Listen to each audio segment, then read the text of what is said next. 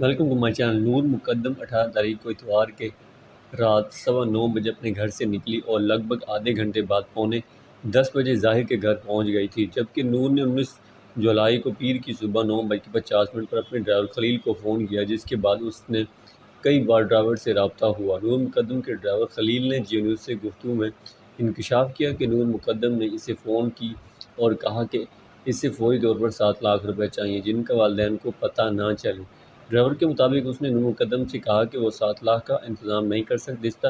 جس پر نور مقدم نے کہا کہ پیسے بہت ضروری چاہیے، کسی دوست سے لے لو، اپنے جاننے والوں سے انتظام کر دو۔ ڈرائیور کا کہنا ہے کہ اس نے 3 لاکھ روپے کا انتظام کیا اور 19 جولائی کو پیر کے روز دوپہر کے وقت نور مقدم کی جانب سے دیے جانے والے پتے پر وہ ظاہر جعفر کے گھر پہنچا۔ نور مقدم کو فون کیا تو اس نے کہا کہ میں باہر نہیں آ سکتی، پیسے خانسامے کے حوالے کر دو، جس کے بعد ڈرائیور نے 3 لاکھ روپے خانسامے کو پکڑوا دیے۔ ڈرائیور خلیل کے مطابق اس نے پولیس کے سامنے ملزم